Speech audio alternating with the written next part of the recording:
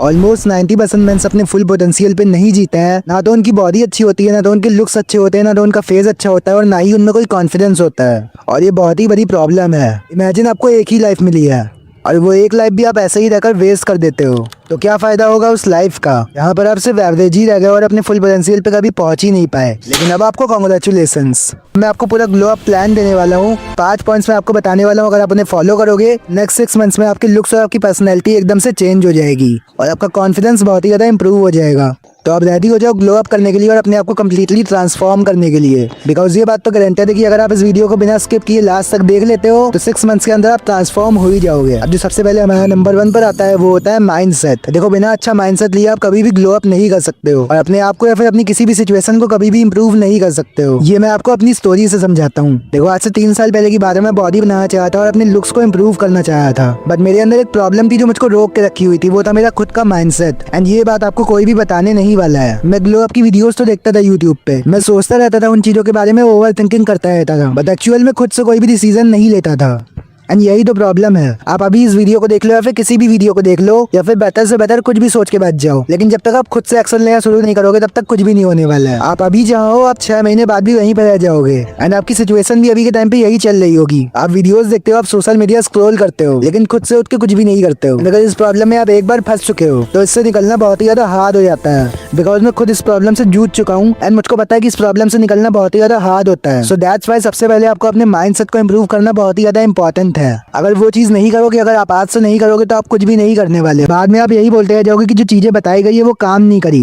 Actual में आपने खुद ही काम नहीं करा है। ऐसा पॉसिबल ही नहीं है कि जो बातें मैं बताने वाला हूँ वो काम नहीं करेगी। ये चीजें मैंने एक्सपीरियंस और खुद के ऊपर टेस्ट करके सीखी है ना, अपने ऊपर टेस्ट किया और एक्सपीरियंस किया। मैं आपको कोई भी चीज नहीं बताने वाला हूँ कभी भी, इसीलिए आप चिल रहो। जो भी चीजें आपको सीखने को मिलेंगी वो खुद से एक्सपीरियंस और टेस्टेड होगी। अब जब आपको पता है कि ऐसे करना है, आपको एक्शंस लेना है और अपने माइंडसेट को ठीक करना है, उसके बाद जो आप सेकंड चीज करोगे, इसका आपको अभी तक बहुत ज्यादा इंतजार भी होगा, वो है आपका फिजिकल अपीयरेंस। देखो, अब जब आपने एक्शन लेना शुरू कर दिया और आपने ये चीजें सीख लिया है, अब आपको पहला स्टेप जो करना है वो है आपको वर्कआउट स्टार्ट करना है, वो भी कंसिस्टेंटली, रेगुलरली। आपको हफ्ते में 4-5 दिन वर्कआउट करना शुरू कर देना है और अपनी बॉडी को एकदम एस्थेटिक बनाना है। वो आप कैसे करोगे? पहली बात तो ये आ गई कि आपको रेगुलरली जिम जाना है, उसको कभी भी स्किप नहीं करना है। बहुत सारे लोग ये करते हैं कि लोग 1 महीने तक जिम तो आएंगे, उसके बाद वो जिम आना ही बंद कर देंगे। इसकी वजह से कोई भी ग्रोथ होगी नहीं और आप फिर से वैसे ही बैठ जाओगे। देखो, हर एक चीज मैं आपकी बता दे रहा हूँ कि क्यों आपकी ग्रोथ नहीं होती है और कैसे आप कर सकते हो। तो सबसे पहले आपको ये ध्यान रखना है कि आपको रेगुलरली वर्कआउट करना शुरू करना है। एंड उसके बाद जो सेकंड चीज आप करोगे वो है कि आप अपनी कैलोरीज को निकालोगे। तो अगर आप अपनी बॉडी को चेंज करना चाहते हो तो आपकी कैलोरीज जो होती है उसको कैलकुलेट करना काफी ज्यादा इंपॉर्टेंट हो जाता है। तो सबसे पहले आपको काउंट करनी पड़ेगी अपनी कैलोरीज, और कैलोरीज होती है उन फूड्स में जो कि आप खाते हो रेगुलरली। जो भी आप फूड्स रोज खाते हो, जो भी घर का खाना खाते हो, उनमें भी कैलोरीज होती है। कैलोरीज को आप एक एनर्जी के रूप में देख सकते हो। जो भी आप खाना खाते हो उससे आपको एनर्जी मिलती है। एंड जब भी आप कोई भी एक्सरसाइज करते हो या फिर वॉकिंग या फिर रनिंग करते हो तो वो जो कैलोरीज होती है वो बर्न होती है। अगर इन्हीं कैलोरीज को आप कम कर दोगे और साथ में एक्सरसाइज भी करोगे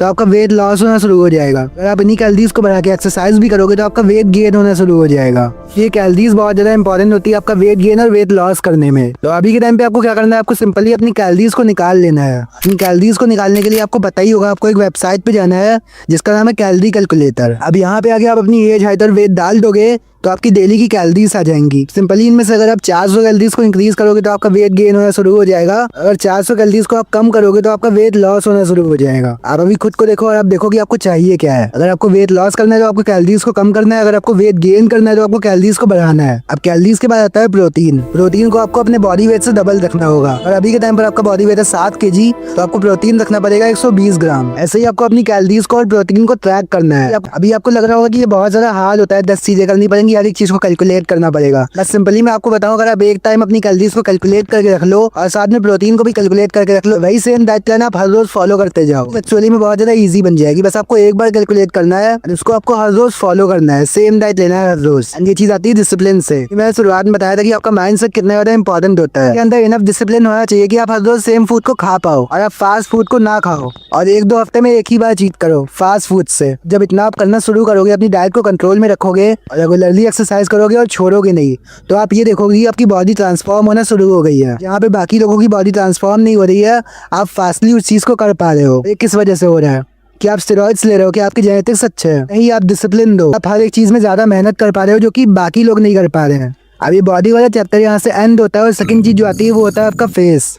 देखो फेस में बेसिक चीजें जो आपको बताई होंगी कि आपको अपनी ग्रूमिंग का ध्यान रखना है, अपनी बियर्ड और अपनी हेयर स्टाइल को मेंटेन करके रखना है। जो सब हेयर स्टाइल आपके फेस के ऊपर सूट करता हो उसको आपको रखना है। कई सारे हेयर स्टाइल्स को ट्राई आउट करके देखना है। स्किन केयर रूटीन बनाना है और ऐसा नहीं सोचना कि स्किन केयर तो लौंडिया वाला काम है। अपनी स्किन की केयर करनी है आपको। आप अपनी स्किन की केयर करोगे तो आपकी स्किन जो है वो बेहतर होना शुरू हो जाएगी। आप अपनी स्किन की केयर करोगे और अपनी डाइट को भी कंट्रोल रखोगे, धीरे धीरे आप देखोगे कि आपका फेस भी इंप्रूव होना शुरू हो गया है। उसके बाद कुछ चीजें आती है कि अगर आपके फेस के ऊपर फैट है, अगर आप वेट लॉस करोगे तो उससे ठीक हो जाएगा और आपकी जॉ लाइन आ जाएगी। बाकी ये बात आती है कि म्यूइंग काम करती है क्या? एक्चुअली में म्यूइंग काम ही नहीं करती है।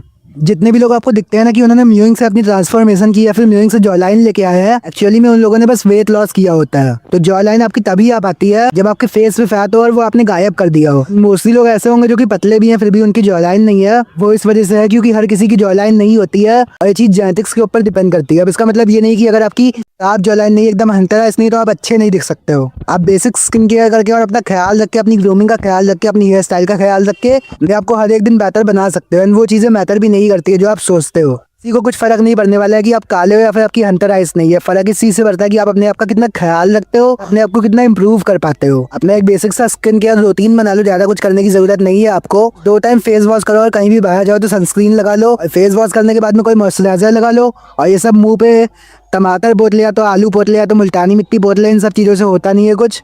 एक्चुअली में जो चीज़ मैटर करती है ना वो यही मैटर करती है कि आपकी डाइट कितनी अच्छी है। आप इतना करोगे तभी आप एक्चुअली में अट्रैक्टिव बन पाओगे, वरना आप यूट्यूब पे यही देख रहे जाओगे कि गोरे कैसे होते हैं। अब फेस के बाद जो सेकंड चीज़ आती है वो होती है आपकी हेयर स्टाइल। अपनी हेयर स्टाइल के लिए मैं आपको वही बताऊंगा जो कि मैंने खुद से किया है। मैंने पिछले 5-6 साल से कई सारी हेयर स्टाइल्स को ट्राई आउट करके देखा है, चाहे वो कोई भी हो, चाहे वो बस का दो, चाहे वो जो साइड से फेड करवा लेते हैं वो, चाहे तो बड़े बाल हो। एंड ये वाला हेयर स्टाइल जो है बहुत ज्यादा सूट कर रहा है मुझ पे। मैं ये नहीं कह रहा कि मैं बहुत ज्यादा हैंडसम हो गया हूँ, मैं बोल रहा हूँ कि ये वाला हेयर स्टाइल जो है मेरे ऊपर सूट करता है। ऐसे कोई हेयर स्टाइल होगा वो आपके ऊपर सूट करेगा, वो आपके फेस को और ज्यादा बेहतर दिखाएगा। जैसे आप अपनी स्किन की केयर कर रहे हो वैसे आपको अपने हेयर्स की भी केयर करनी है। बाकी चीजें जो आपकी डाइट है वो खुद ही कर देगी। एंड उसके बाद अगर आपको बियर्ड आती है तो रखो वरना हटा दो। वो जो हल्की हल्की बियर्ड आती है वो बिल्कुल भी अच्छी नहीं लगती है। जैसे मुझे अभी नहीं आती तो मैंने हटा के रखी है। इसका मतलब ये नहीं कि अगर आपने बियर्ड हटा दी तो आप गे हो जाओगे। इसका मतलब है आप एक्चुअली में अपनी केयर करते हो। ग्रूमिंग से मेरा मतलब ये है कि आपको छोटी छोटी चीजों का बहुत ज्यादा ध्यान रखना है जो कि बाकी लोग नहीं कर पाते हैं। सिंपल सी बात है कि अगर वो चीजें करोगे जो कि बाकी लोग करते हैं तो बाकी लोगों की तरह ही रह जाओगे। इसलिए आपको वो चीजें करनी पड़ेंगी जो कि बाकी लोग नहीं कर पाते हैं।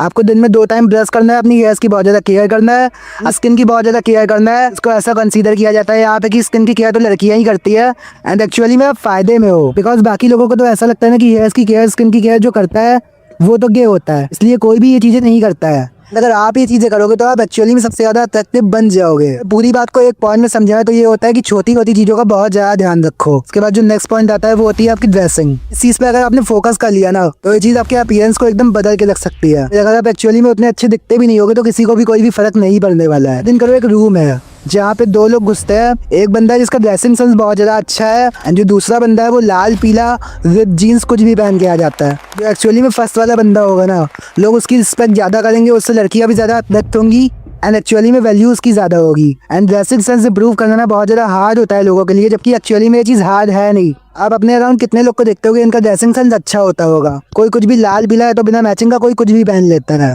एंड यही चीज तो मैंने बोली, इसी चीज का फायदा भी उठा सकते हो कि लोग अपना ख्याल नहीं रखते हैं, अपनी चीजों के ऊपर ध्यान नहीं रखते हैं, अपने आप को एक्चुअली में उतना बेहतर नहीं दिखा पाते हैं। ये आदत आपको अपने अंदर डालनी पड़ेगी। ये पहले दिन से आप नहीं कर पाओगे। आपको आदत अपने अंदर डालनी पड़ेगी अपने आप को बेहतर दिखाने की और अपने आप को बेहतर समझने की। उन्हीं कलर्स को प्रेफर करो जो कि आपके ऊपर सूट करते हैं। मैंने ये चीज बहुत ज्यादा नोटिस की है कि जिस दिन मैं अच्छे से ड्रेस किया रहूंगा तो उस दिन बहुत ज्यादा अच्छा जाता है।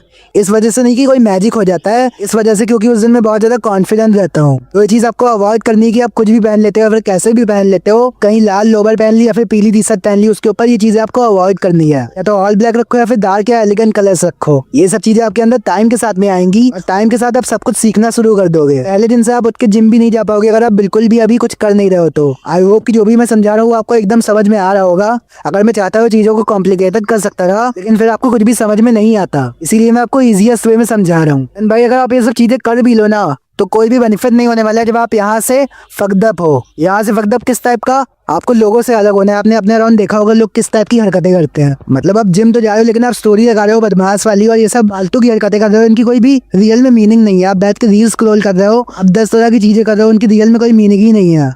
ऊपर ऊपर से खुद को अच्छा दिखाने में कोई भी बेनिफिट नहीं होता है अगर रियल में आपका दिमाग उतना काम नहीं कर पाया तो।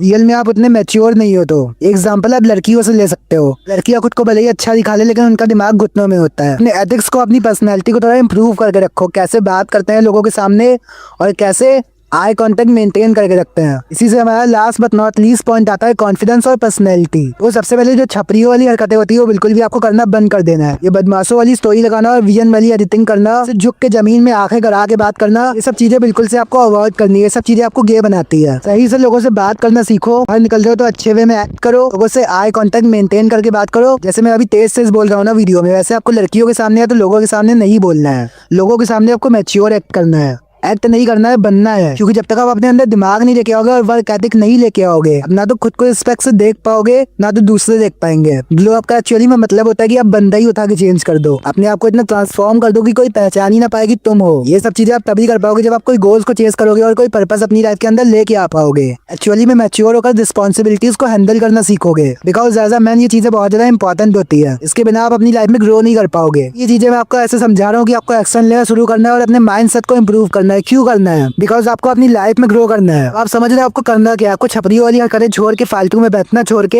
एक्चुअली में अपने गोल्स पे फोकस करना है। तो अगर आप ये चीजें करोगे तो आप एक्चुअली में 6 मंथ्स के अंदर इंप्रूव करना शुरू कर दोगे। आप लिटरली में ट्रांसफॉर्म हो जाओगे। लेकिन वो तभी होगे आप इन चीजों को फॉलो करोगे और एक्शन लेना शुरू करोगे अभी से। तो आप वीडियो के नीचे कमेंट करो कि आज से मैं एक्शन लेना शुरू कर रहा हूँ। वरना आप बाद में भी यही बोलते रह जाओगे कि मेरी तो किस्मत खराब है या तो मेरी कोई चीज काम ही नहीं करी। काम कैसे नहीं करी जब आपने खुद ही काम नहीं करा? बस आप ये समझो कि आपके सामने सब चीजें जाके रख दी गई है। आपको कैसे पता है आपको करना है, तो वो चीजें आप करना शुरू करो। और आपको एक्चुअली में उन चीजों को बस करना है। बिकॉज हर कोई आपको रास्ता ही दिखा सकता है, उस रास्ते पे आपको खुद ही चलना होगा। अगर आप चलोगे ही नहीं तो आप कुछ भी एक्सपेक्ट मत करो अपनी लाइफ से। बिकॉज चलना आपको खुद ही होगा। कोई आपका हाथ पकड़ के, आपकी उंगली पकड़ के आपको पीजी वाले बच्चों की तरह चलाएगा नहीं अब। सो आई होप कि मैंने जो भी समझा आप समझ गए होगे। तो चलो आज के लिए बस इतना ही, चलते हैं। High five.